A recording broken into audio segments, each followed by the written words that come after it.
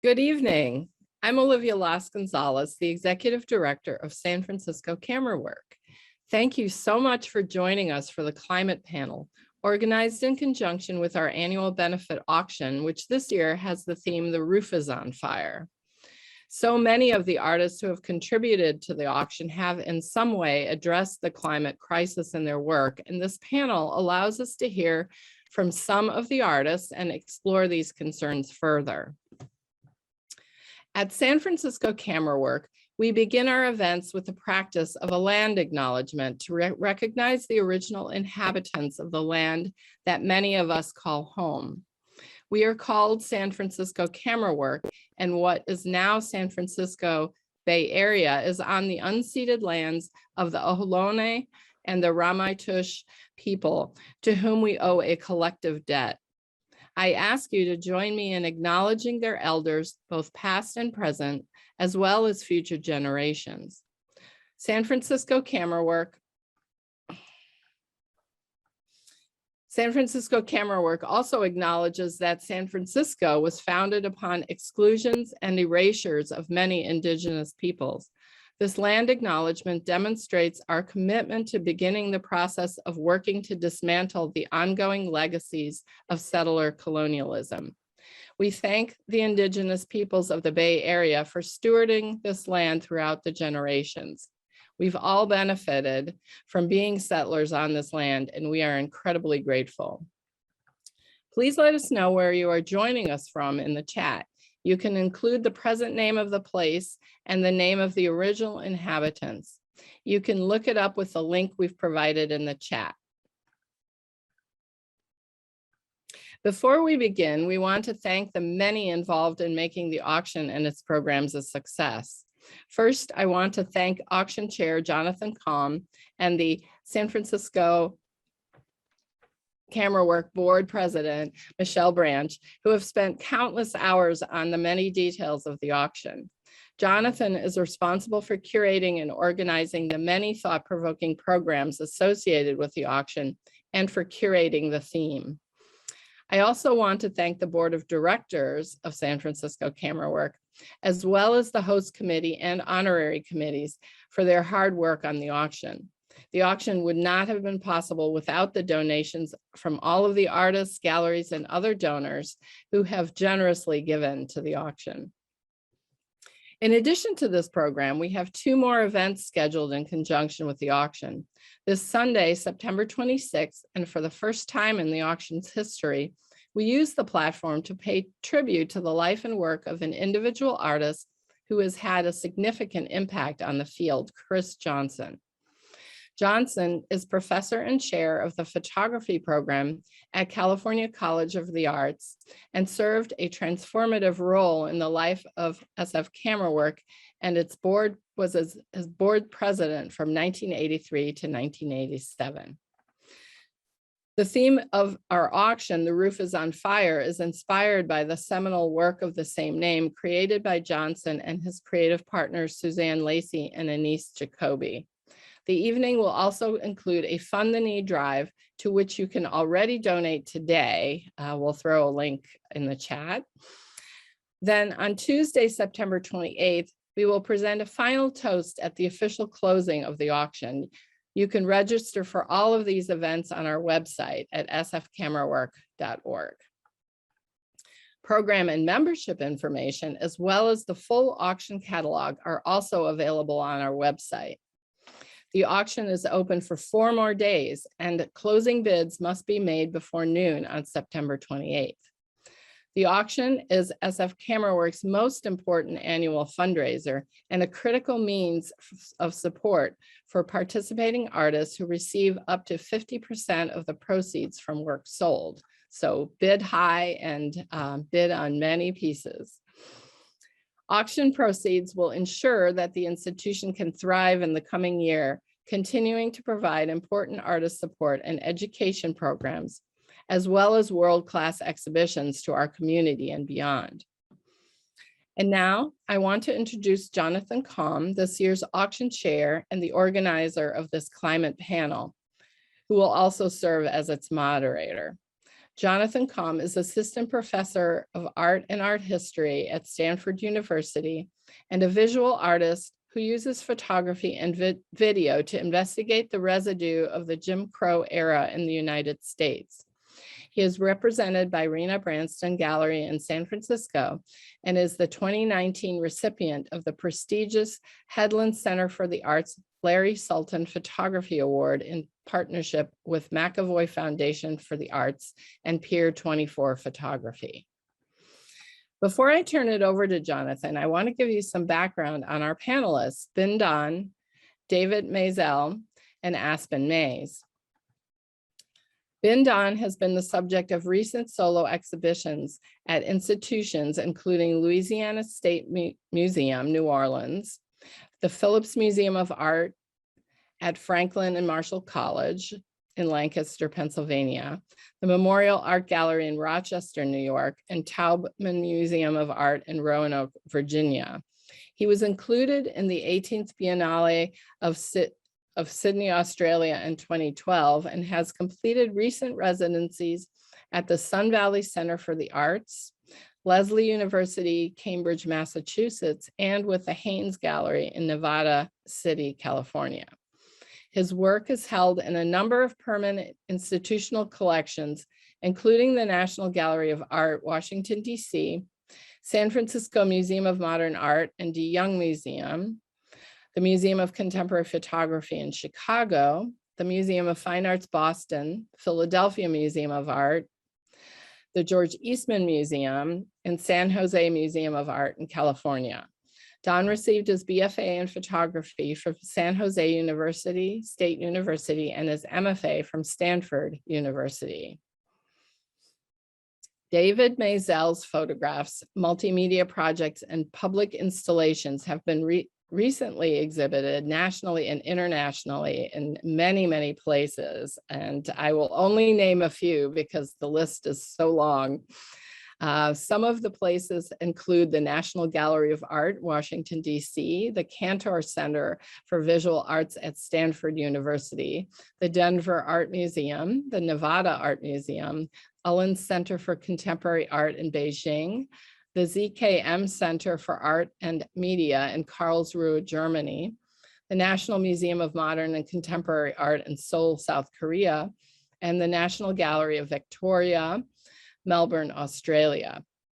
His works are included in the collections of the George Eastman Museum, the J. Paul Getty Museum, the Victoria Metropolitan Museum of Art, the Metropolitan Museum of Art in New York, Los Angeles County Museum of Art, San Francisco Museum of Art, the Victoria and Albert Museum in London, and the Museum of Fine Arts Houston, among many other public collections.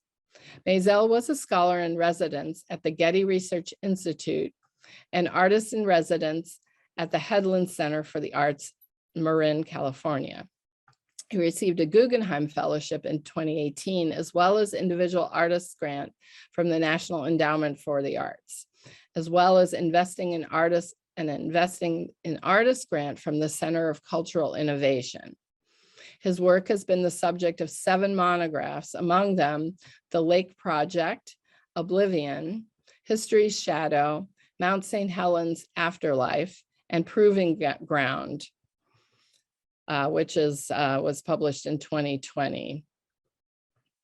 Aspen Mays was raised in Charleston, South Carolina. She received her MFA from the School of the Art Institute of Chicago and a BA in anthropology and Spanish from the University of North Carolina, Chapel Hill.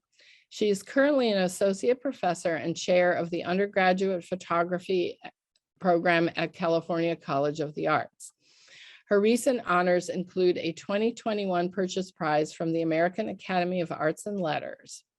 Mays was also a Fulbright Scholar in Santiago, Chile, where she spent time with astrophysicists using the world's most advanced telescopes to look at the sky, an experience that has made a lasting impact on her work.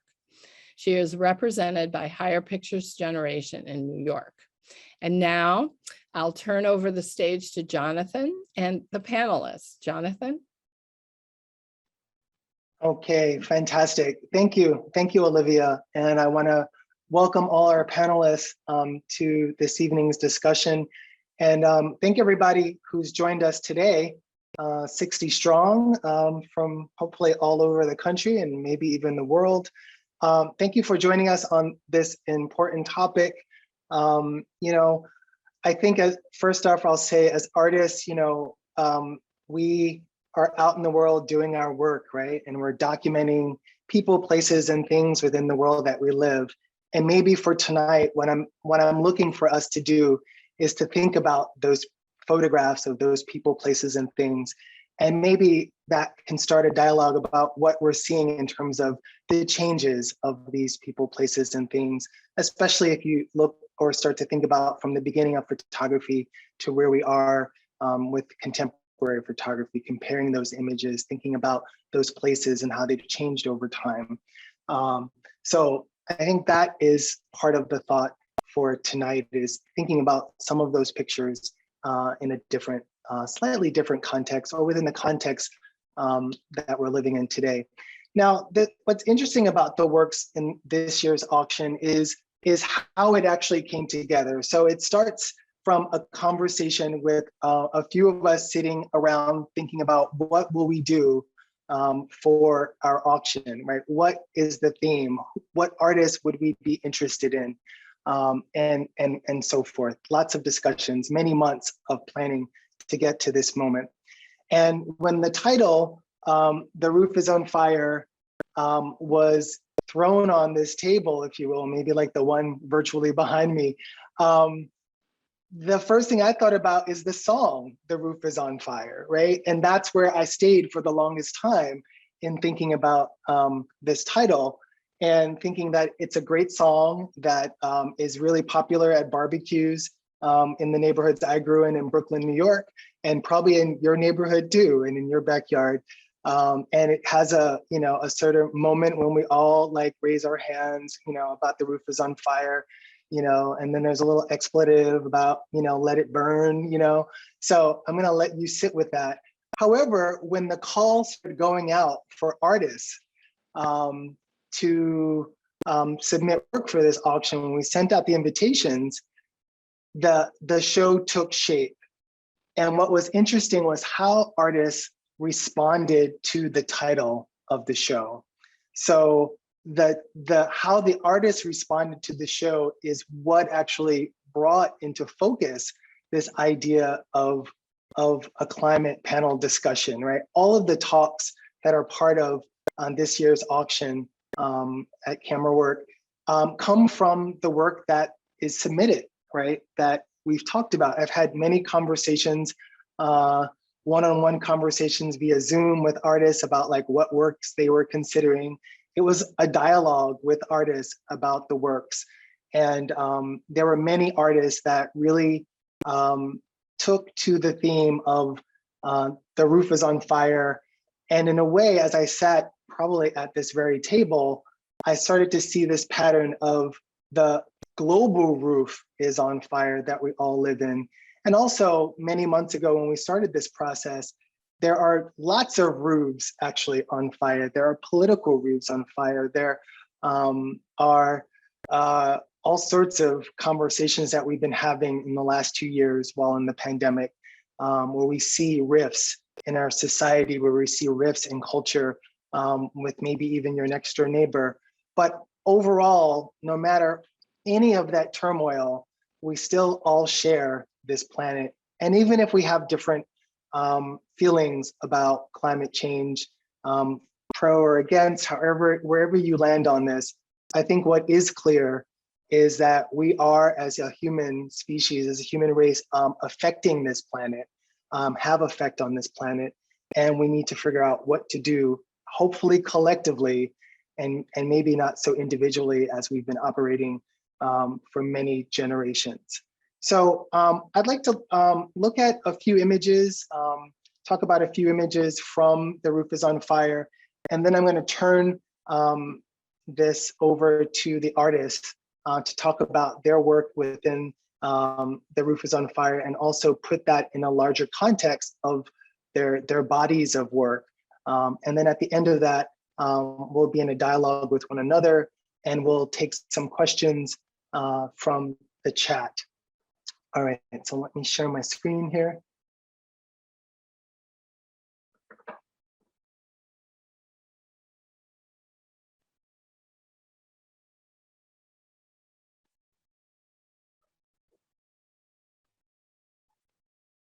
Okay, so hopefully everybody can see that.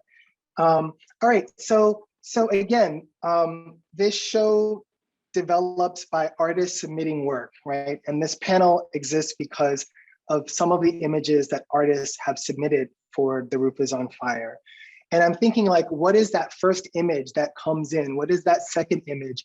And over time, as you're working with one person after the other, we ended up with 70 artists in this exhibition. Here is an image by the artist Tabitha Soren, documenting, taking pictures from the fires here within California.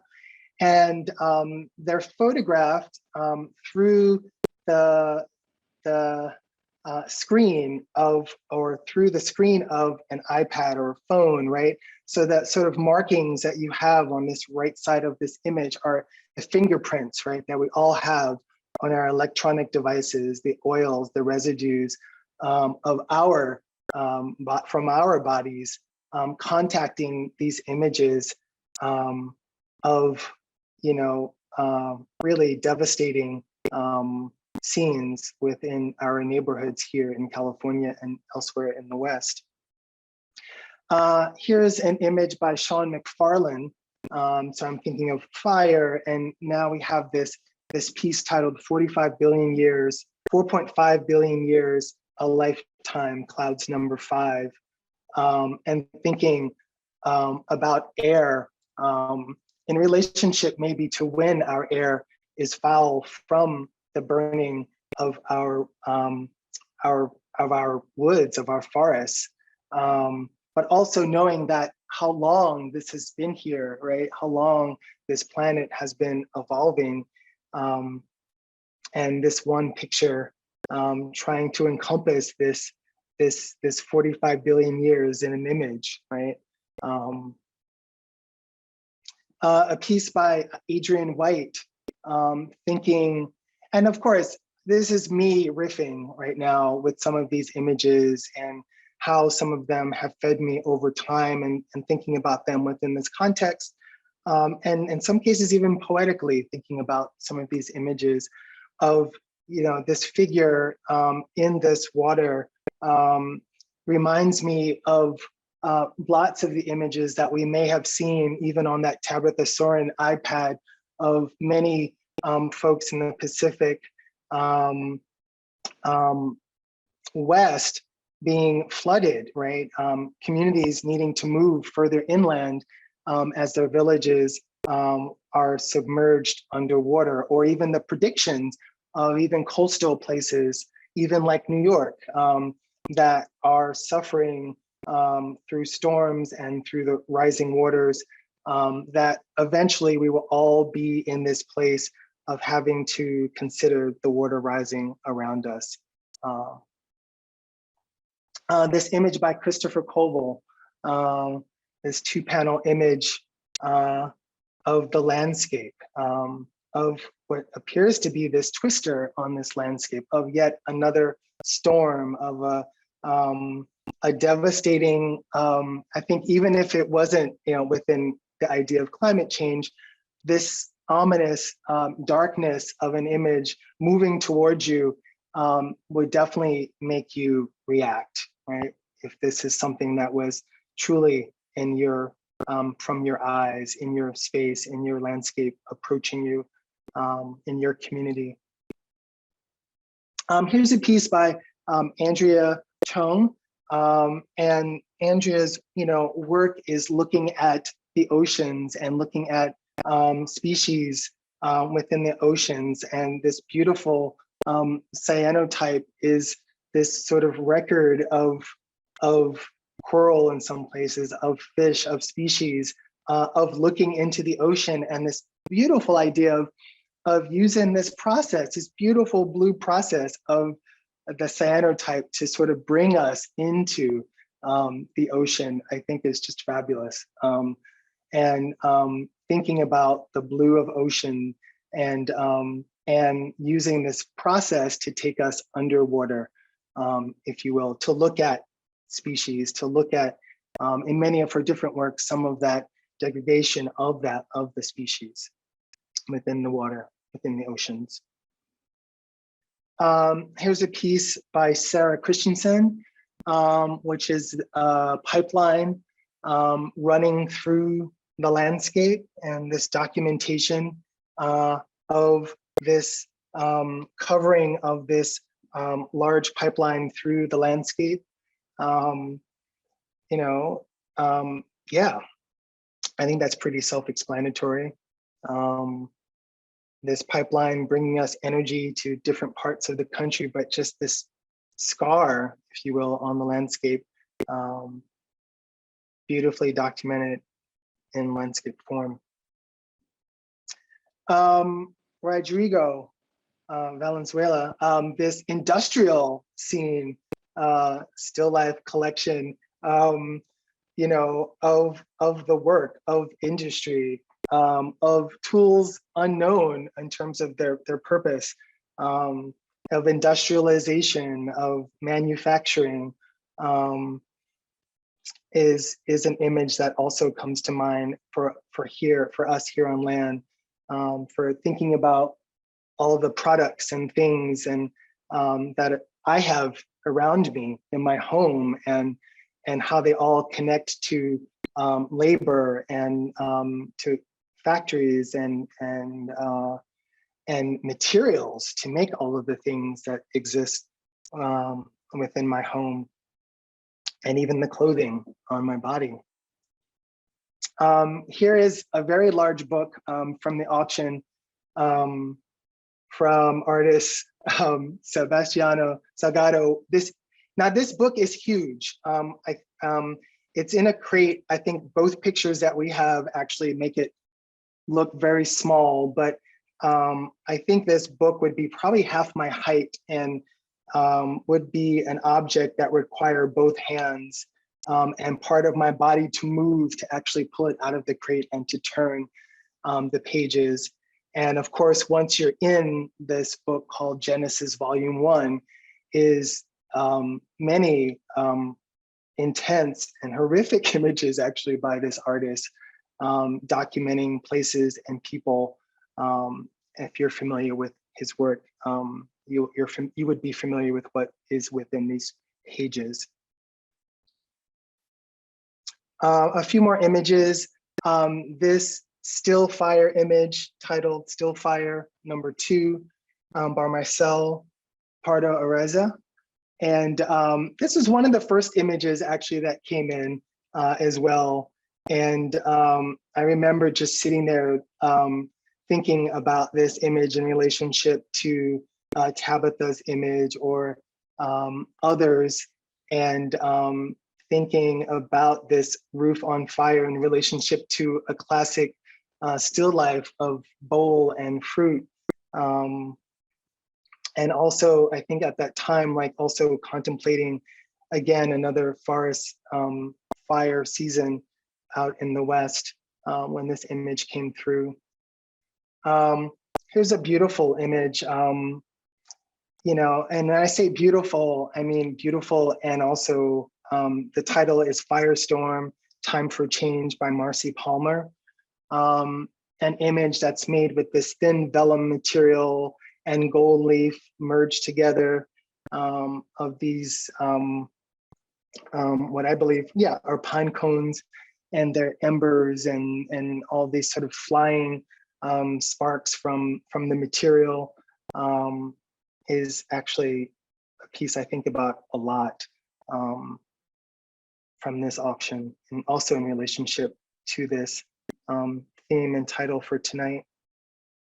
Keisha Lucas, a detail, a picture called Smolder 236,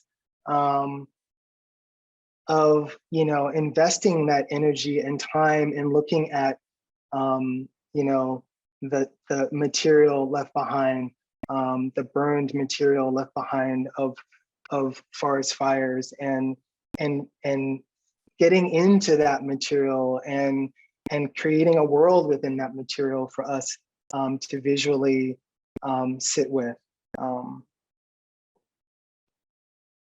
And a lighter image in a way, but Devon Smallwood, in terms of this more urban scene, and thinking a little bit more about Devon's work and the beauty that can also be found even in small amounts within our urban landscapes and cities, and that there is life. Life wants to thrive.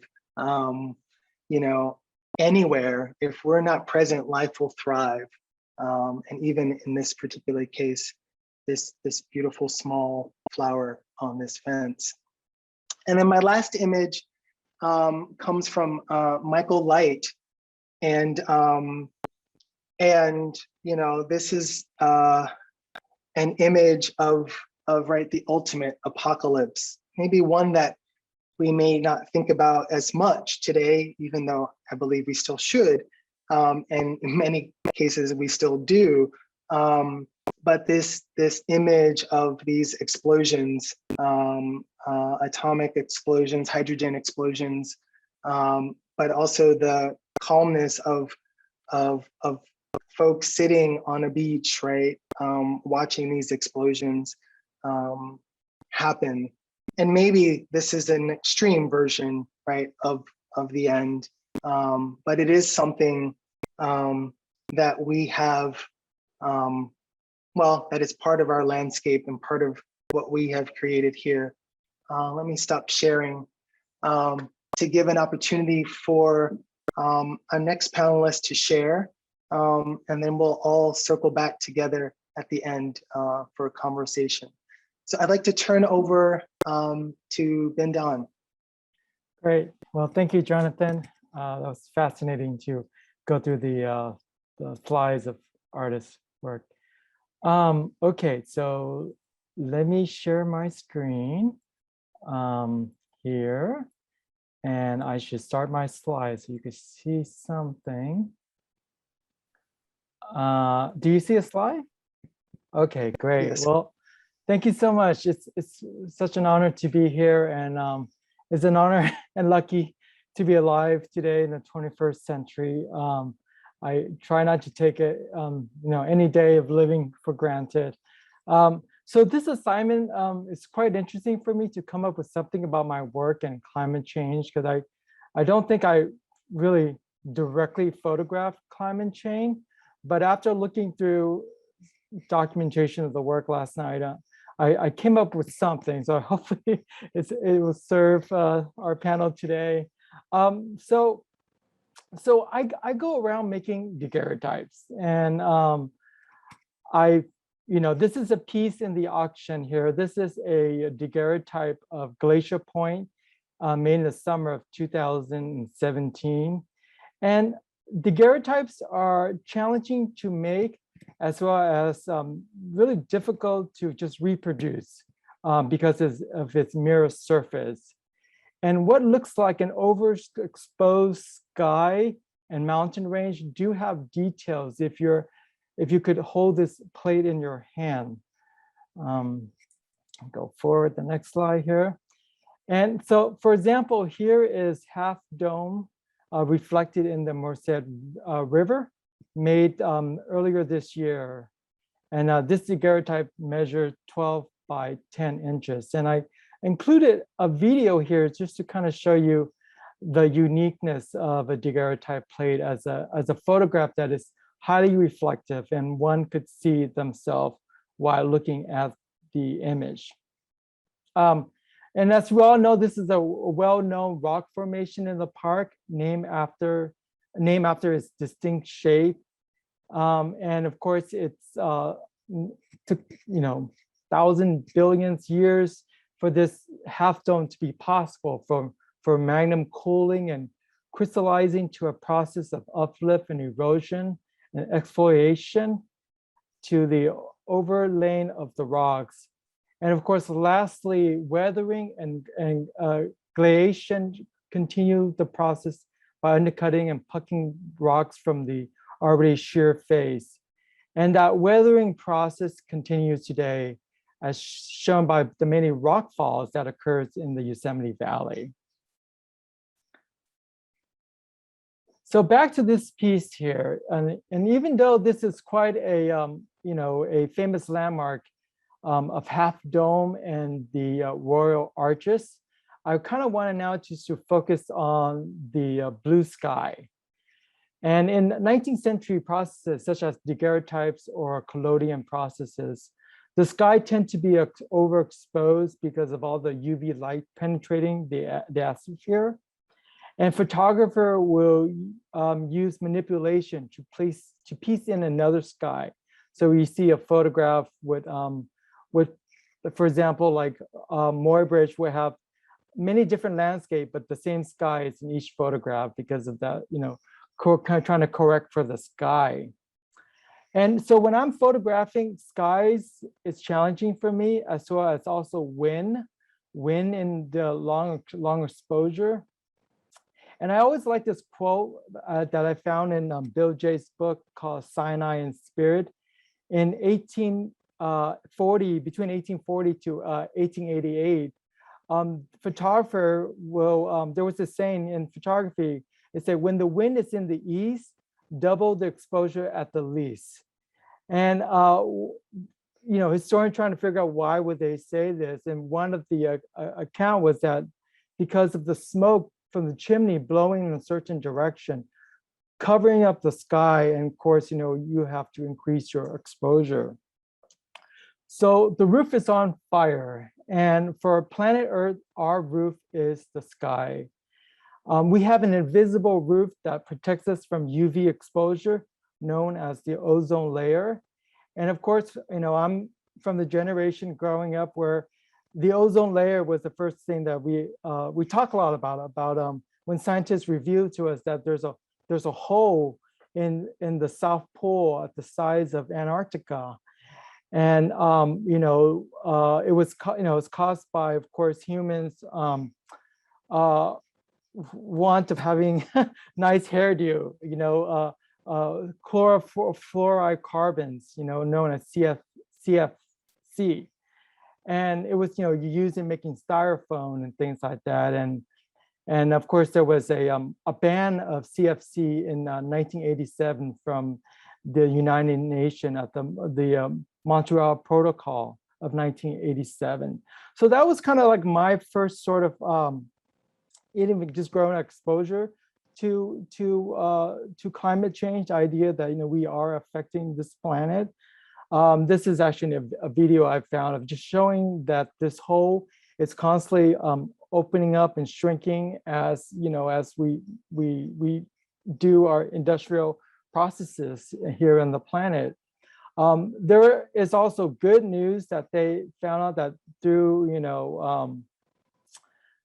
this protocol that the ozone has been slowly recovering. So that is actually good news. If we keep that up, we can actually protect ourselves from UV exposure, which is the sun burning down the planet. My next slide, I wanted to focus on the Anthropocene. And scientists have been proposing various stage dates of the beginning of the Anthropocene, ranging from the beginning of the agricultural revolution from 12,000 to 15,000 years ago, as recently as the 1960s. And one popular start date is the peak in radionuclides fallout from atomic bomb testing during the 1950s.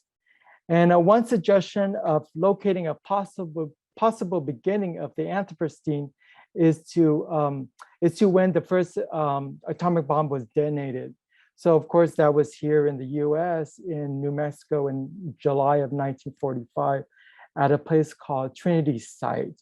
So this is a daguerreotype of Trinity Site where the Park Service commemorates this place by placing an obelisk that marked the center of the explosion. And Trinity Site is located on an active military site within the White Sand National Park. And the site is open to the public the first Saturday in April and October. And it's quite fascinating just to go there. We're working with this daguerreotype process. And the long exposure kind of caused this really eerie effect too. This is Fat Man. It was the second plutonium implosion type bomb. And it was dropped on the Japanese city of Nagasaki on August 9, 1945. And the second nuclear weapon used in a war. The plutonium field that ignited this explosion, it's only 13.6 pounds, the size of a softball. Just again, it's just, of course, mind-boggling because, I don't understand the science of all this, that this small little thing could just unleash such a magnitude of explosion that just wipe out a whole city. Moving forward, so I think a lot of my work deals with war that's affected the planet, or of course wars that's related to sort of my own biography. And most of the 20th century and the 21st century, wars really impact the Earth's ecologies and ecosystem. And during the Vietnam War, the US military put to use some of the most devastating weapons. And to give you another comparison of how many weapons that would unleash by the United States and Southeast Asia during the Vietnam War, imagine one Hiroshima-sized atomic bomb exploding. Now imagine that happening 640 times over. And that was that calculation of all that happening in just that area of the country. So I made this photograph in Laos where locals find bomb shell, and they'll take these bomb shells to recycle them. So back to Yosemite. So imagine if we could dam Yosemite Valley because California is in a drought and we need to capture all of that Sierra water. Well, we don't have to imagine because it did happen at Hetch Hetchy Valley. Hetch Hetchy was dammed in 1920s to bring fresh water to the San Francisco Bay Area. And of course, John Muir and the Sierra Club tried to stop the damming unsuccessfully. So this is a daguerreotype view of O'Shaughnessy Dam. And you could also see the waterfalls in the back, the Tulilula waterfalls out there. And I want to show you another photograph made by early 20th century photographer, 20th century photographer, Isaiah Tabler, before it was dammed. So this was actually another sort of Yosemite fall that we never got a chance to witness in our time because of our need for fresh water. It looks almost like, the one we're familiar with, the one that, those in the Ansel Adams photograph. I want to just kind of follow this project just to show you here of Hetch Hetchy and the reservoir that carries the water into these aqueduct system that runs right into the Bay Area. And then the water goes underneath a water temple called the Pulgas Water Temple, where it was erected by the San Francisco Water Department to commemorate the 1934 completion of Hetch Hetchy aqueducts. And inscribed on the temple is, "I give waters in the wilderness and waters in the desert to give drink to my people," by the other Isaiah, not the photographer, but the 8th century BC Israelite prophet. So here the water is spiritually manifested. And I kind of find that really amazing to think about because, I also have to acknowledge the amount of water I also use in my own photographic practices too. And how do I account for that, in my process and other sort of, other things I do in my life to mitigate other uses of water, like not watering lawns and stuff like that. Or we could talk more about at some point. This is a daguerreotype of Death Valley National Park. And I kind of just want to show you this in relationship just to the idea of time and of, of just the amount of time out there. As a photographer, we always are focusing on time. I'm always counting off time when I'm exposing in seconds, when I'm developing things. So time becomes a really big thing I think about. And in this picture here, it's hard to see, but up here, as you know, that Death Valley is the lowest point. Someone please correct. I know it's the lowest point here in North America. I think maybe the whole globe, but I'll look that up. But over here, there's a little signage that it's hard to see, but it's say sea level. And I always, when I was photographing this, I tend to always want to just capture that wilderness beauty. But when I turn my camera around and I notice the sea level and I notice this RV kind of camper, I just knew that I needed to make this picture just to talk about our sort of, intervention into these places that are these natural places that become national park that were there and taken care of by the natives before we came and paved them into parking lots here. And lastly, I want to just share you this other photograph at Sequoia National Park. As you know, the sequoia trees there, this is a German, General Sherman is a giant sequoia tree located in the giant forest of Sequoia National Park. And by volume, it is the largest known living single stem tree on Earth. And it is estimated to be around 2,300 to 2,700 years old. And as we know, just recently this week, the fire departments have to protect the tree trunk by wrapping it up in foil from the KMP complex fire that's happening right in the moment we're speaking today. So thank you so much. I will turn this back to Jonathan. And yeah. Okay, thank you so much. Thank you for those beautiful images and the graphics too. That was amazing. Thank you. I forgot about the needing the Aquanet when we were younger and how it was depleting the ozone, among other things. All right, our next presenter will be Aspen Mays. Wonderful. Thanks, Jonathan. And thanks, Ben. That was great. I just want to thank Camerawork for the invitation to speak tonight, and Christina and Olivia, all the hard work that you do, and Jonathan bringing this together. I'm gonna share my screen. We're still doing it, everybody. I hope you can see all this. Yeah. You don't see my desktop, Yes. do you, hopefully? Okay, good. No, yeah. Okay, thanks, Jonathan. So hi, everyone. We're just a day shy of the 32nd anniversary of Hurricane Hugo. You'll notice the date here. This is a enhanced satellite image of Hurricane Hugo from the 22nd of September 1989. And as Olivia mentioned in my short bio, Hurricane Hugo hit Charleston, South Carolina, where I grew up when I was a child.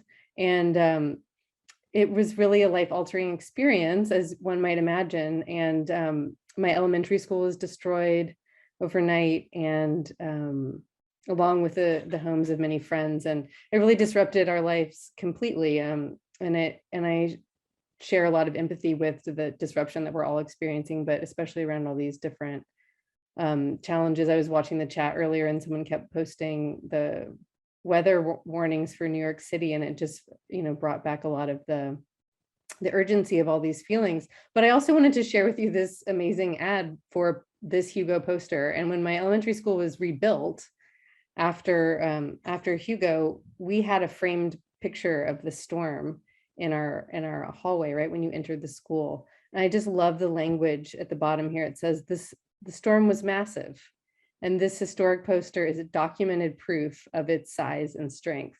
And this is really kind of thinking about my own biography and thinking about this storm and the impact it's had has also really influenced the way that I think about photography, because I think about an image like this with the color-coded intensity bands, and we're so used to seeing pictures like this and this kind of visualization of information where you can see the storm in all of its full magnitude, and this overlay of state borders, which of course mean nothing to a storm.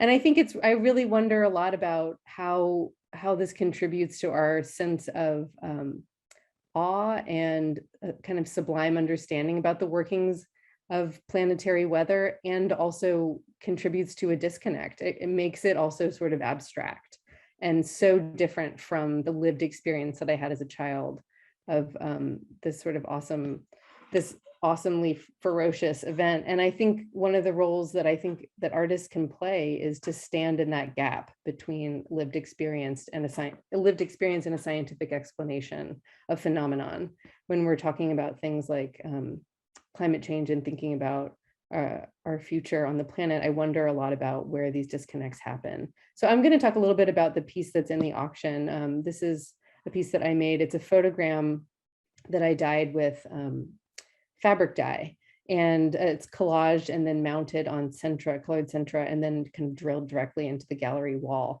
And I think I'm going to go through kind of the series around that work. You can see it there just for a sense of scale in an installation. And I'll talk about these larger pieces next to it as we go through. But I really felt this sort of permission to use these fabric dyes in a way to talk about the color palette of this emergency alert and Doppler radar, and the way that photographs are assigned a kind of false color in things like this in order for us to understand and appreciate their magnitude. And they play on a kind of, I think, really visceral understanding that we have of these things. And I've, as a photographer, I've been looking through the years of trying to use color in different ways, in a kind of a way that seems antithetical to color processes in the darkroom, or color processes using a camera, or that feel so kind of unphotographic and kind of categorically false, as a way to talk about some of these things. So here's a detail of another work. So the work has been dyed with orange and then over dyed again with green. And I'm also using rubber cement as a dye resist here. So there's also kind of unpredictable markings. And I was really riffing on looking at weather maps and the masthead of newspapers, and a kind of almost, I would say almost like a cartoonish, like the weather symbology that makes it feel also, takes a sense of remove from our own lived experience of the weather, which, you know, is one of the most immediate things that we experience on a day-to-day basis when you walk outside. But then to see that kind of representation of the sun is a really, like I said, a kind of dislocating, abstracting experience. I also just am referencing here an idea about false color. And I was thinking about this as I was putting this together, in the debt of gratitude that I owe towards Elizabeth Kessler, who's an art historian and thinker that I met in Chicago when I was getting my master's. And her research is about the Hubble Heritage Project and the sort of like aesthetic choices that go into assigning color into those images. And I'm also thinking about, you know, being on a panel with David Maisel, and thinking about these kind of aerial views. So anyway, here's an image of one of the early Hubble Heritage photographs, that planetary nebula. And you can see here, the camera is photo, you know, it's registering this information in spectra that we can't see, that humans can't see beyond human vision, and then is assigned color so that we can sort of appreciate and understand the sensitivity of the instrument. And then the Hubble Heritage folks were the ones who worked on these astronomical images for public consumption. And you can see here they include one of their reference images, which is, I believe this is in Yellowstone.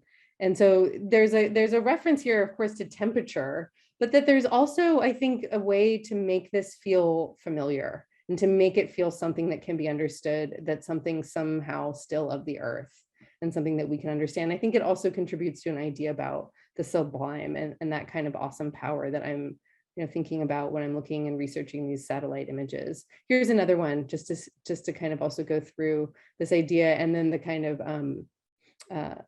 the framing here that is really, and the naming conventions that are really meant to further reinforce ideas about manifest destiny, I think. And I wonder a lot about how these photographic images play on our emotions when we think about climate change, when we think about escaping climate change to go colonize some other part of the universe. So here's, I'll kind of go back to the work that was really inspired by some of this research. And I'll just kind of keep going through some of these, same type of process that I was describing before. And you can see the center there. These are all the same kind of collaged and then mounted to the centra and drilled in. So I think your experience in the gallery was one of seeing it almost like boarding up the gallery. And I'll show that with some other work in just a second, some more details.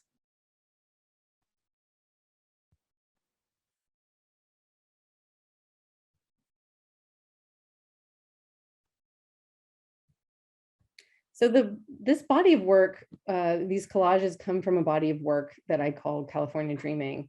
And this is from a limited edition kind of accompaniment that I made, publication that I made to go with the exhibition of this work that I had in 2018 in New York. And also just for the lucky winner of the auction, I've included one of these publications with the piece just to sweeten the deal. But the title of the work I want to kind of delve into, here's just another spread and a kind of teaser. That's a detail of the auction piece there on the right facing spread page. And then left facing one, you see a detail of the work that accompanied this in the exhibition. And I'll show you here one of the research photographs that ended up forming the work for this show. This is also from a newspaper image of Hurricane Hugo from 1989. And it says, boats rest near California Dreaming restaurant, which also lost windows in the storm. So you can see the date also yesterday, 32 years ago.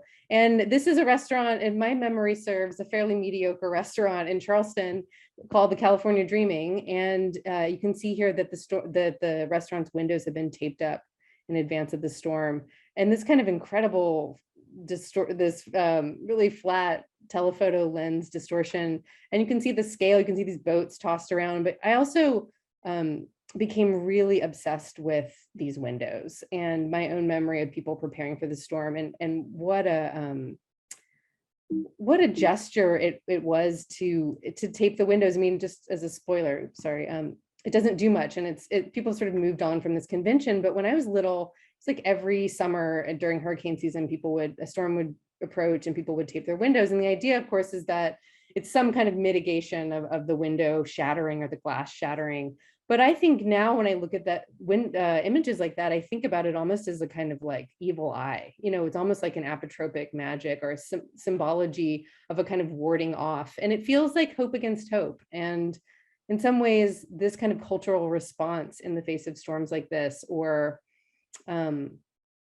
even just 32 years ago, that you would order a poster to kind of celebrate the storm and surviving the storm, and how much our ideas about that have changed in terms of an understanding about the responsibility that we bear in changing the climate and making these storms bigger and more impactful. So I recreated the windows of the California Dreaming restaurant at scale. So they're about 6.5 feet tall. These are black and white silver gelatin prints that I made in the darkroom.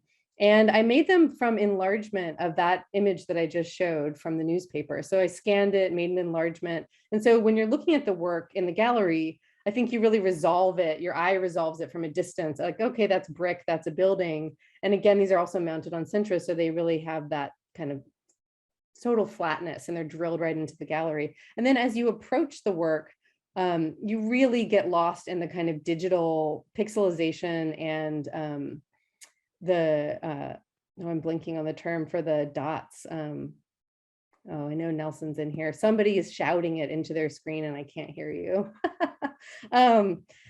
Anyway, someone will say it in the Q&A, but the dot pattern from the newspaper. Oh gosh. So anyway, up close, that background source material really dissolves and you see the duct tape of the window up close. And these were I made in the darkroom as photograms. So the piece itself I think of as this kind of hybrid document, and the performance of being in the dark, taping the windows again to scale, or making these tape marks from that source material. And you'll see where it's essentially misregistered.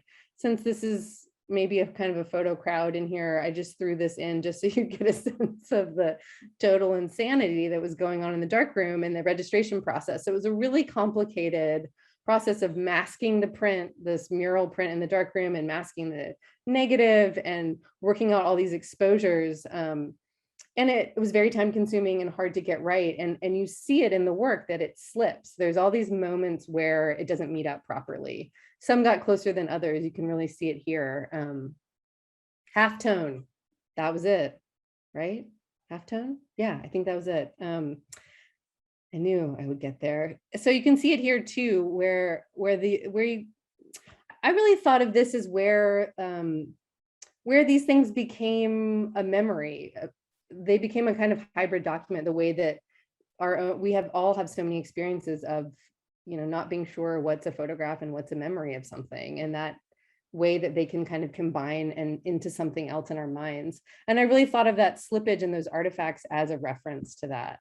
And now that, of course, now I live in California, so there's this extra irony of that title, but it's also a reference to the fact that, and has been so eloquently stated, that, and ending his talk with the sequoia trees, and that the California dreaming, that idea that this is a kind of mythological place where we won't have to face some of those things, or that we could escape all of that, as we know, is simply not true. I'm going to end my talk here, my presentation, on this image, which I'm also totally obsessed with. I do a lot of image gathering, as you can see, and this is somebody taping a message to the storm, Hugo, go home, which it also sounds nice when it comes off the tongue, but it also, I think it speaks to this disconnect again, a kind of defiance that we feel as a species, and a kind of, also, I wonder, where does a storm go home? Where should a storm return to? That this is it. This is our one home. So I gather a lot of images like this. I think it really speaks to, yeah, the way we experience these things culturally, in culture, and not just the event on the ground, the way that it gets represented. So I'm going to stop there and pass the baton. Thank you so much. Look forward to answering questions soon. Okay, thank you very much, Aspen. I want to encourage folks to start populating the Q&A with some questions that you may have for the panelists. And also, thank you, Aspen. I had forgotten I was one of the people when Hugo went up the coast to New York City, and I was in Brooklyn, and I taped our windows in the project, and it felt like I was doing something miraculous, but I guess now that I think about it, that wasn't going to do anything. So you took me back. And thanks for sharing the archive and also the making of the piece too. Much appreciated. All right, let's turn it over to David. Thank you. Thank you, Jonathan and Christina, Olivia. Aspen and Binh, I'm in awe of your work. Those presentations were phenomenal. But let me jump to mine, and let's see what I can do here. Share my screen.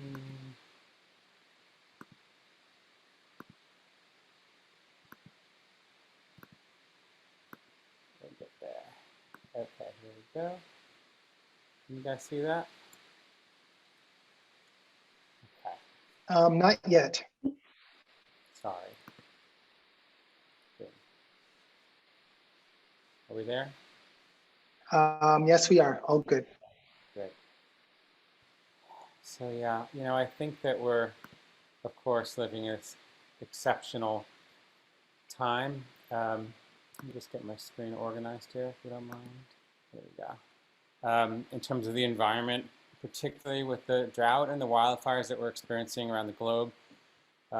It's not just the roof that's on fire, but it's forests in Siberia, in California, as Binh stated earlier, the images of firefighters wrapping ancient sequoias in Kings Canyon with fire protecting aluminum blankets. Those guys are my heroes, but it's heartbreaking. At any rate, it does make for an apt backdrop to talk about my work, which focuses on ways we humans are changing the environment and affecting the earth as well as ourselves. So I'm going to touch on some earlier projects, though I want to focus on recent work I've been making in the Atacama Desert in Chile as well. But to begin, let's see, why is it not advancing? Sorry, guys. Oh boy.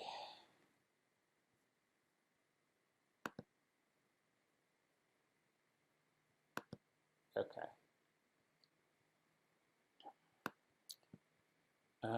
Sorry, I'm not sure why this is not working the way I want it to. But let's focus for a minute on this image, the fall Borax 8 that appears in this year's auction.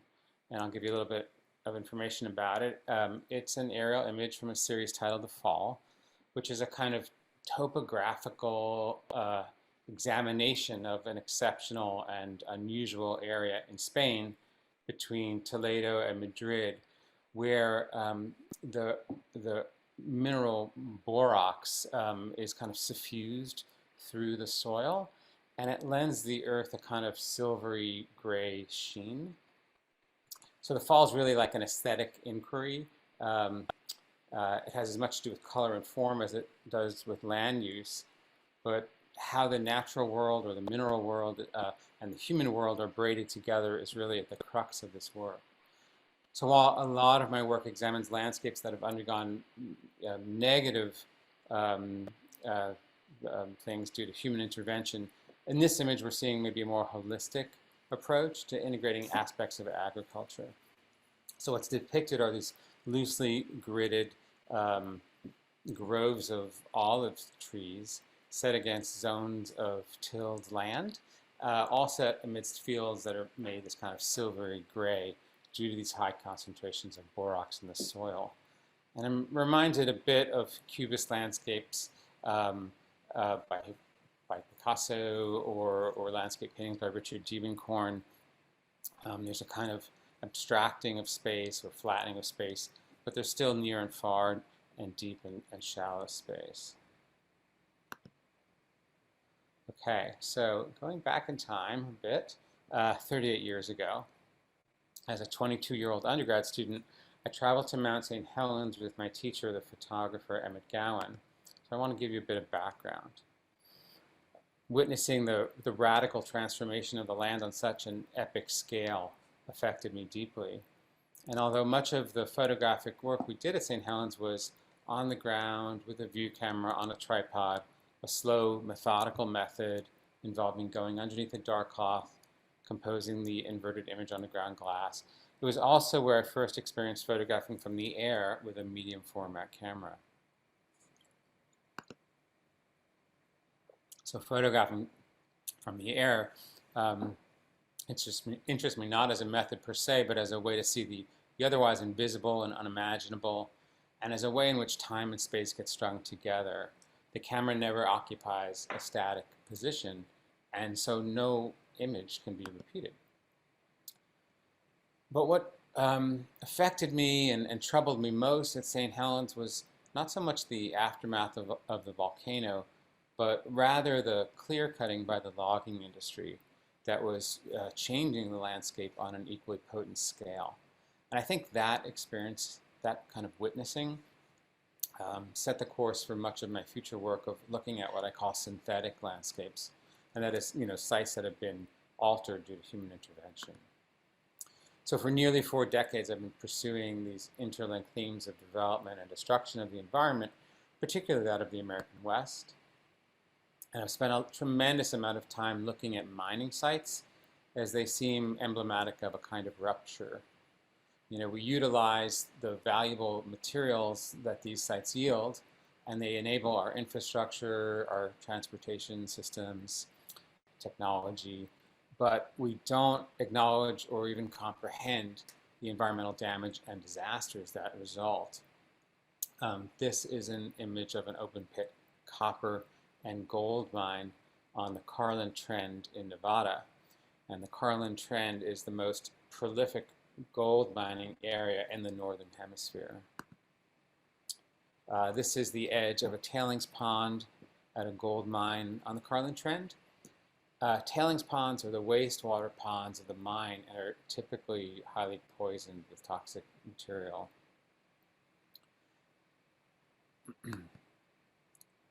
Here we're seeing a tailings pond on the periphery of an open pit mine in Butte, Montana. It's a super fun cleanup site, and it's estimated that it would cost more to sort of bring this site back to a healthy condition than the value of all the ore that's been extracted from the mine over a century. This is an image that's included in an exhibit now up at the Smithsonian Museum of Natural History exhibit titled Unsettled Nature. It's not a thermal pool from a national park, but rather a massive tailings pond from a mine in Nevada that's filled with a solution of cyanide used in processing the ore. Okay, moving on to the lake project. Here we're looking at the lake project, which is basically depicting the remnants of Owens Lake here in California, which was essentially obliterated in order to provide water to the fledgling desert city of Los Angeles, and it became an epic environmental disaster in the process. As Robert Adams likes to say, a landscape of mistakes. Owens Lake is the site of a formerly 150 square mile lake on the eastern side of the Sierra Mountains in California. And Binh was thinking about time. Well, Owens Lake existed as a water-filled lake for some 78 million years before being dismantled in 1913 when the Owens River was diverted into a newly built aqueduct to bring water to LA, some 230 miles away. So echoes of Hetch Hetchy that Binh was talking about, bringing water here. But by 1926, the lake was essentially deconstructed, leaving these vast exposed mineral deposits and salt flats.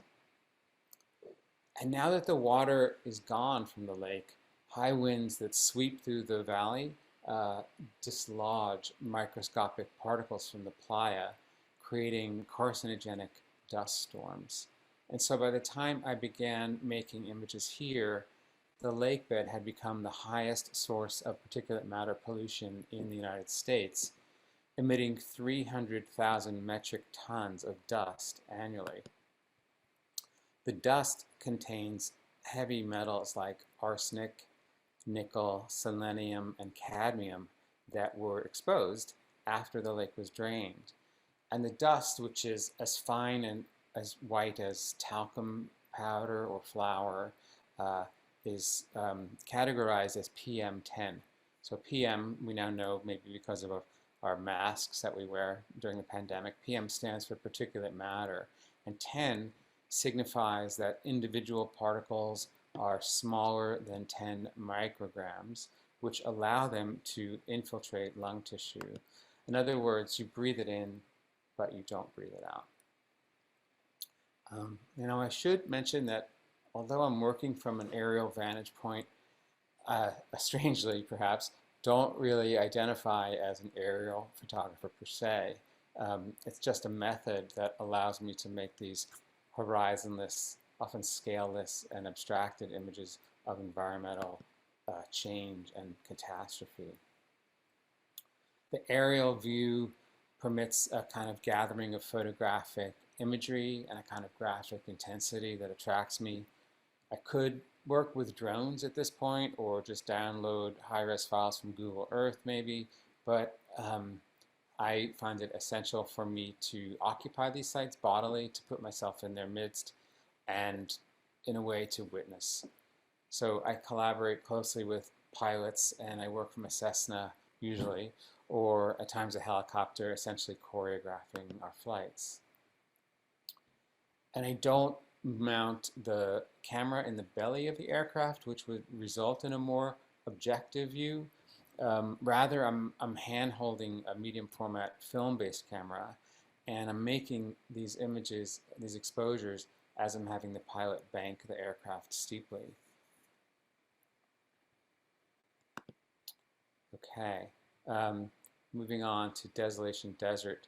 My sense of urgency about environmental collapse and this kind of cascade effect of our collective impact and our seeming inability to control the changes happening to our planet, it's increasing with each passing year and each new project. This feeling that both time and space are running out, and that we're in the grip of forces triggered by human action, but exceeding human control, as the author Robert McFarland has written.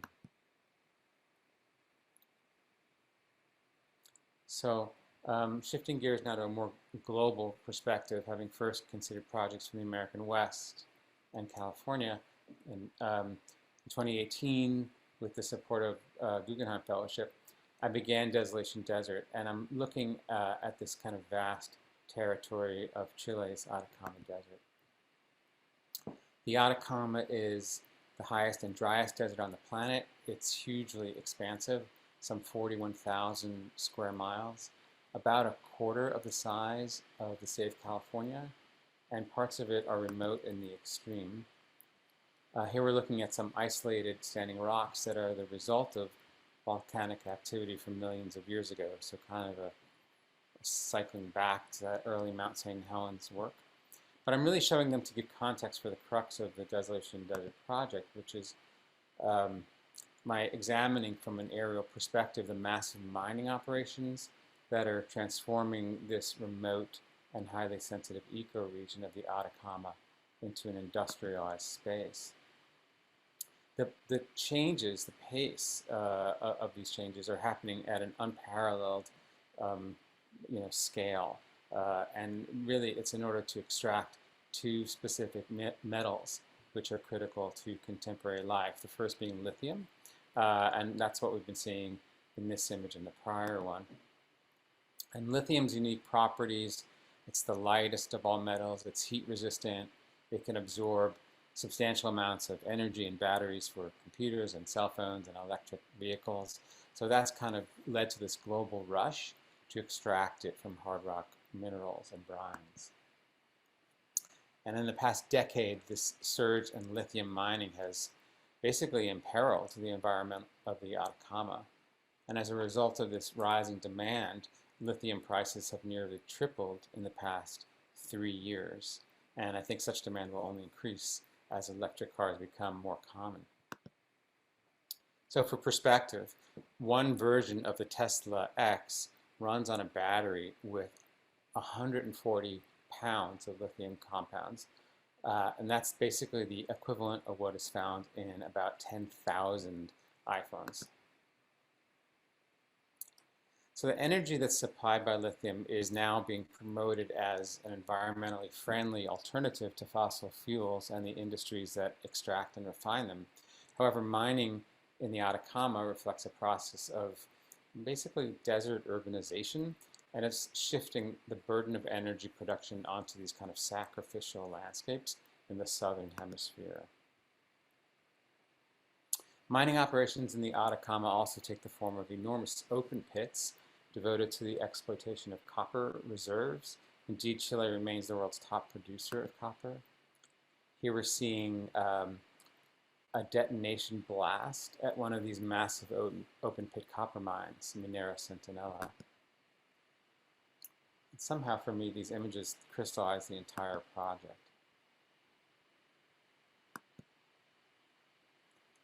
I had no idea this blast would be occurring, and as we approached the mine, fortunately my film was loaded and we were able to position ourselves quickly to witness this happening. So in this image and several that follow depict a series of massive interlinked tailings ponds from the same mining complex, and you know, tailings ponds have been this kind of recurring subject in my work now. There's something about them I find terribly compelling. They hold a kind of awful beauty, both seductive and poisonous. This image and the two that follow are currently on view in an exhibit by the Getty Museum, the expanded landscape. This picture, for me, it kind of works because it has this sense of some sort of darkness blooming, kind of mysterious and unknown, both beautiful and threatening. And here you can see the kind of layering of human intervention at the site. It shows the vastness of the creeping coverage of the tailings ponds in the foreground, and then the more kind of pure desert floor visible in the background in the upper right of the image. An image from another copper mine, actually a tailings pond at another copper mine. It's rather like being inside an organ of the human body. And indeed, there is a sense of the earth as a body in much of my work. And finally, the last image I'll share with you from this series, the final site I photographed in the Atacama and the most remote location that I visited at the highest altitude. It's the Chuquicamata mine. It's one of the world's largest and most profitable copper mines, and it's a primary source of the Guggenheim family fortune, whose funding I was using to make this work. So I mention that not to disparage the Guggenheim whatsoever, but rather to underscore the ways that, though I'm critiquing these processes, I'm as implicated in all of this as anyone. I'm not outside of it. I'm complicit. And I think maybe that's one of the issues that I grapple with most is, you know, how do we move forward when we're on the verge of this kind of climate crisis, when each of us is sort of contributing to it in our own individual ways. And then I'll just return really quickly back to the image in the auction this year. It's really one of my favorite from the series. To me, it gets to this element in my work of pictures not really being facts. My work isn't really documentary. It's asking for a kind of aesthetic contemplation, and hopefully they're open to interpretation and meaning by the viewer. I think with that, I will close and bring it back to Jonathan. Okay, fantastic. Thank you. Thank you, David. Thank you, Aspen. Thank you, Ben. That was some great presentations. Thank you for bringing that to us today. I'm going to pull a few questions from our chat. And I'm going to start with, since you've ended, David, I'm going to start with a question that's in here from Dale, dealing with, given that you're flying over mines and other environmentally sensitive areas, have you encountered issues physically, legally, or perhaps otherwise with the users of this land, of the spaces that you're photographing? Right. It's interesting. In this helicopter, yeah. Yeah. We do have to get permission at times, depending on where we're flying. Certainly if we're flying over land that's controlled by the military, yeah, you better get permission first, right? And I'm very careful about that. I have done a separate project that I won't discuss tonight called Proving Ground, where we're working at Dugway Proving Ground in Utah, which is a military installation where chemical and biological weapons and testing are done. And it took me 10 years to gain access to work there, eventually getting permission from the Pentagon. So that's one extreme. But in general, airspace is not privatized in the United States. There are certain exceptions to that. I know there was an attempt in Texas to disallow drones or any other kinds of aerial, quote unquote, surveillance of feedlots. And my thought is, if you're afraid of it being seen, there's a reason, yeah? whether it's a feedlot or a military installation or whatever it might be. Years ago, I had an idea for a project that I was kind of persuaded pretty quickly to abandon, which was simply to fly around the periphery of all of the off-limits military zones in the United States and basically map the perimeter of all of those. And so the interior of the spaces would be these kind of blanks. But I was told that would be really questionable activity. So want to be safe. So there are kind of different scenarios that are necessary for for different settings. In fact, for that work in Spain, there was a point where I was going to be flying quite close to a military installation, and we actually had to have a military representative in our helicopter for a portion of the flight. And actually, I'd forgotten about that until just now. So, it just varies from situation to situation. Okay, I'm going to ask you one other question, and then I think I have a question for Ben. The other question is dealing with, and I kind of also wrote this down as a question too. Olivia is asking that the works that you're showing, are dramatic representation of damage to our environment, but she's also at the same time, like, they're beautiful. And she's asking about when you exhibit these, are there, how do you deal with that in terms of, like, is there text so viewers understand what they're looking at in terms of being seduced by the beauty, but then what these places represent? And I believe there's another question dealing with, like, audience reactions, if you want to speak to that. Sure. Yeah, I mean, beauty is a really interesting tool. It's a kind of sly tool that gets us to pay attention, I think, and it's almost like subterfuge in a way, to bring our attention to these damaged sites. I'm actually very wary and very careful when I'm exhibiting these pictures as to how much information I give and how I give it. Years and years ago, when I was a much younger artist, I was in a group show, one of the first group shows to address environmental issues. And it was curated by Robert Sobiezik, started at the Eastman House, came down to New York to a branch of a then branch of the Whitney. And it was called something like Landscape Photography in an Age of Questioning. And I had several pictures in it of mines. And at that point, I was titling them, Cyanide Leaching Fields, Ray, Arizona, and the name of the mine. And as we all tend to do, I saw a viewer walk up to the wall label and read the wall label, turn to his friend or his partner and say, oh, it's an evil multinational corporation, and then move on to the next picture. And I was kind of upset by that response because it was not very nuanced, and it didn't allow for really the aesthetic experience of the image to fully sink in, and it also didn't really leave room for the viewer to acknowledge their own participation in all of that.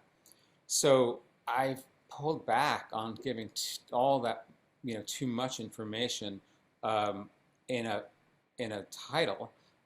Sometimes I'll be wall text or like a takeaway, something that might be printed out to look at in an exhibit. Certainly in lectures, I go into much greater detail, and in books on my work, I'll try to often have collaborators, essayists, so we can kind of unpack the images a bit more thoroughly. But I want them to exist as aesthetic experiences first and foremost, and I'm very wary of them becoming too didactic or at all didactic, if you will. So I would actually rather err on the side of granting less information so that maybe the viewer has to do a bit more work. I'll leave it there. Okay, thank you.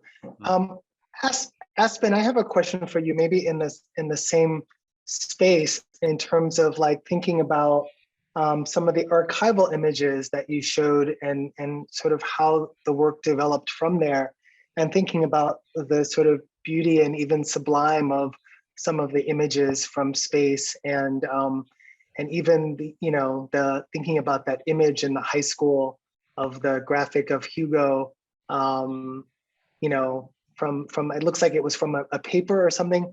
Is there something you could, can you speak to that in terms of the sublime and the beauty of the sort of graphic images and the text, not text, sorry, the sort of the graphic nature of describing disaster in terms of like a hurricane or looking at images from space? Right. I think so much about that the advertisement for the poster, I sort of feel so obsessed with. Also in that last image that I ended on with the text that on the window, telling Hugo to go home.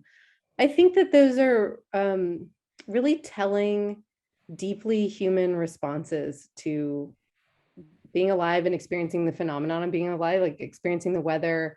I mean, kind of to what David was just describing too, it is exquisitely beautiful, this earth that we live on and our experience of it.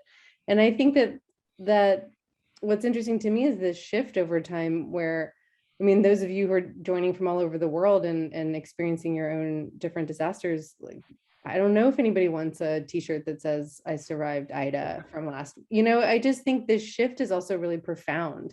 And thinking about this moment in time, in my case from 1989, Hurricane Hugo, and how kind of memorialized it was and culturally. And then I collect all this memorabilia from it from eBay, and I have one magazine that says Storm of the Century.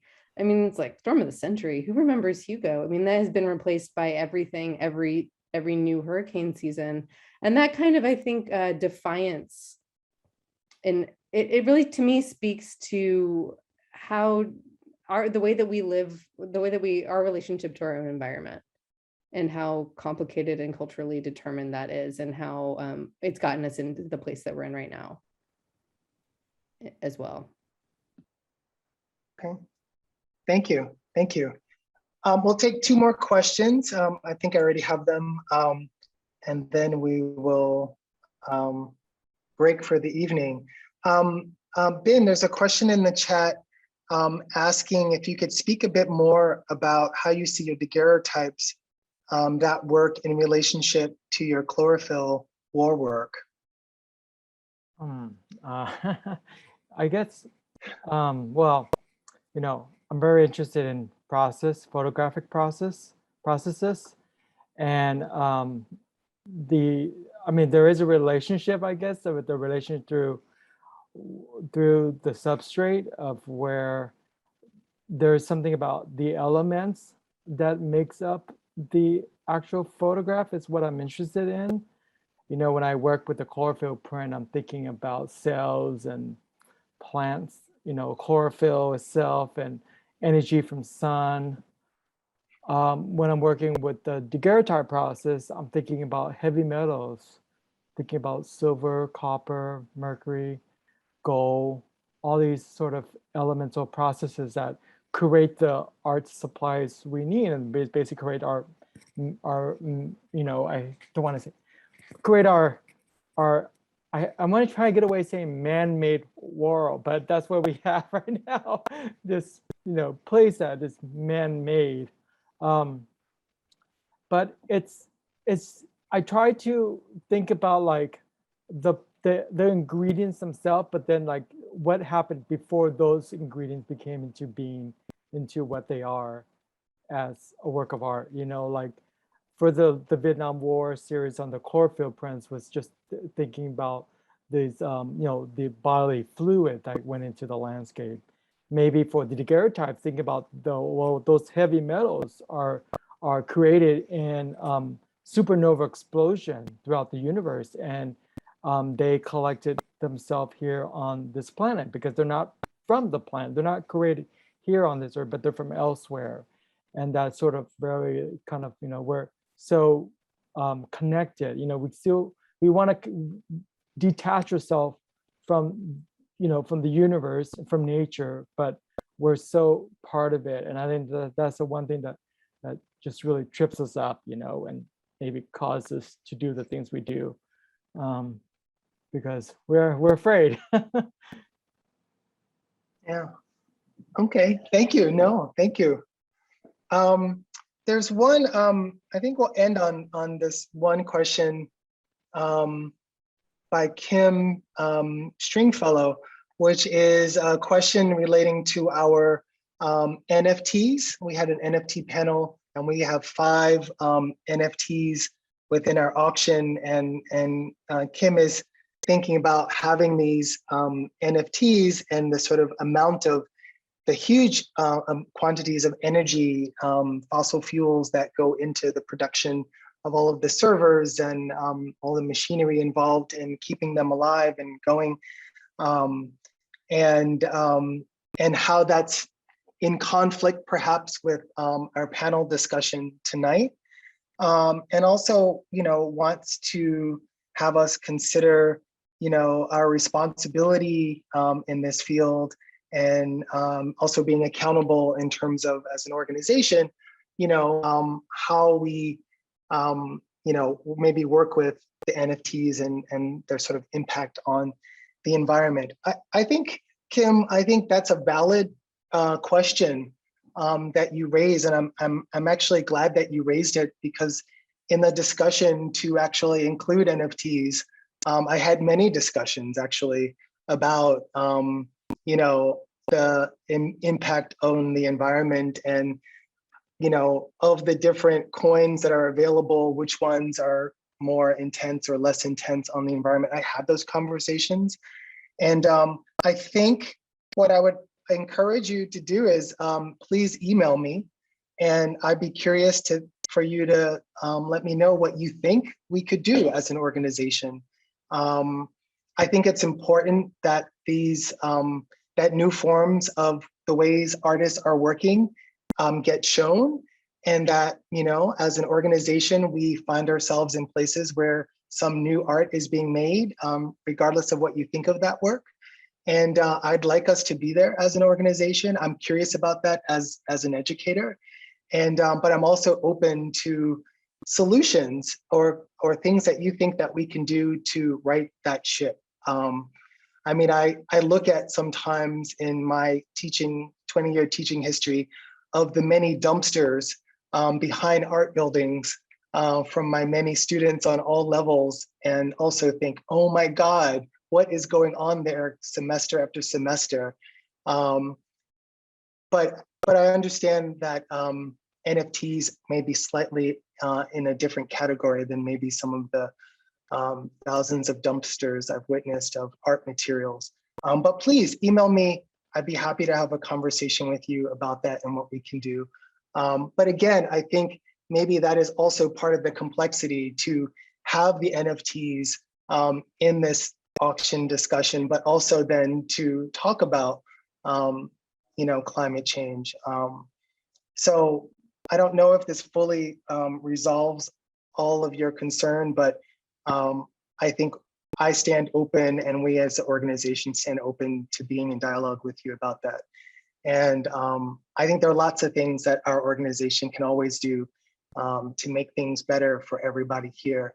And I think that one of the things that we see is that we have, this is just 3 of many artists in the auction and many artists in the Bay Area and whatnot, that are individually looking at all sorts of concerns and issues that we all face. And I think I'm glad to be an artist, and that I'm in a community of artists that are willing to look into the dark spaces to bring us to places we haven't been. And those photographs from war, from catastrophes around the world, that those images are the things that actually move us and actually is a call to action. So I see your question as a call to action, and I will take the call and the email. Is there anybody else that'd like to say anything to that fact on our group? I guess I just want to also add that I think, you know, including something like the NFT and bringing it towards a project like this, like the auction, is also allowing other artists to thinking about ways they could change to maybe the NFT scape. You know, my class did talk about the NFT because photographers are interested in it in ways to distribute their work. And I think leave it to the artists to be the next changer in a way. And I think that's you know, I think everything is obviously a work in progress, and you know, we can always buy carbon credit to offset our carbons, I guess. But I think just leaving it as this creative space and allowing, you know, maybe there might be some new cryptocurrency that are neutral in ways because of the push for you know, thinking in this way towards a more humane sort of life. Anyway. No, that's great. Thank you so much. And there's also like, how do we, like, when I think of NFTs, I also think about, you know, money that goes to artist projects and to fund artists directly as an alternative to a commercial gallery system. So I want to also make sure that, you know, in that dialogue, there's that discussion as well. I mean, you know, we have, you know, gallerists and artists and all sorts of folks traveling on planes to art fairs all around the world. And I think that's a discussion to also consider. Maybe, you know, think of how much carbon and fossil fuels we're probably saving by being on Zoom right now and not like driving to San Francisco in traffic with our cars, you know, to be together for this hour and a half. So I think there's a lot for artists here and a lot for culture. And thank you, Ben. I think that's really nice to think about. Also, the institutions like the Academy has not really brought these NFTs, you know, into the classroom. So I think this is a beginning space for it. So thank you, Ben, for putting a plug in for artists to, you know, think about that and how they could change that landscape, if you will. Can I offer a thought? Yes, David. Yes, You know, please. Harvard recently divested itself from investing in fossil fuels, I believe, right?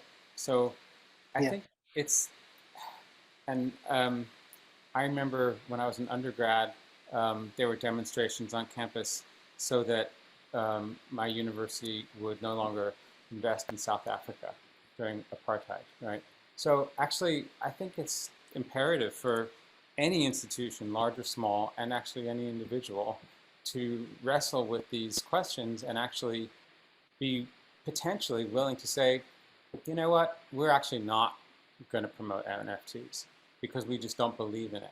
But you gotta, you know, take on the issue and really investigate it, I think.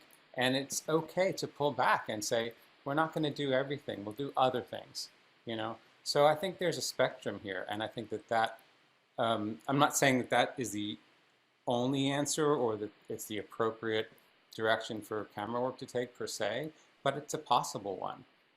You know, I mean, we have to kind of vote with our actions to some degree, to, you know, and there is a kind of slippery kind of ethical terrain that we tread with our work. And with how we, you know, act in the world, and we kind of all, you know, individually and collectively and as institutions need to realize that that's, you know, we have a kind of responsibility to know that our actions have consequences too. So. Oh, thank you. Yeah. All right, thank you, David.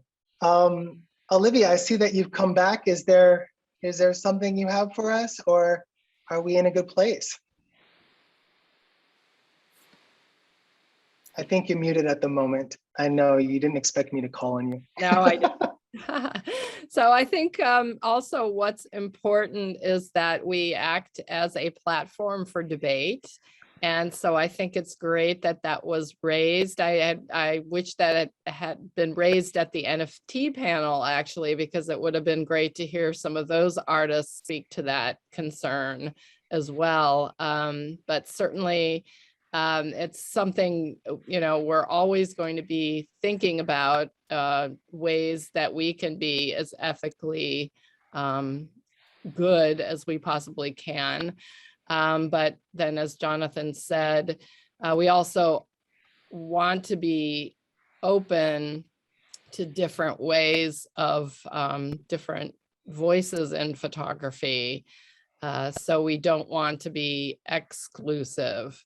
So yeah, I mean, it's certainly a conversation we do want to continue and see what we can do better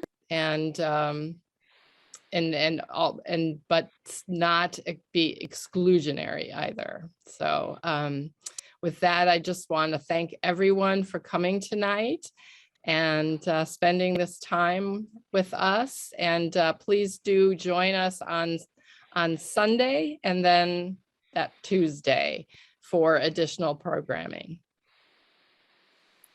That's right. And on Sunday, we're going to be honoring one of our own, Chris Johnson, important Bay Area photographer. So join us from 5 to 7 for that that celebration of Chris's life and his work.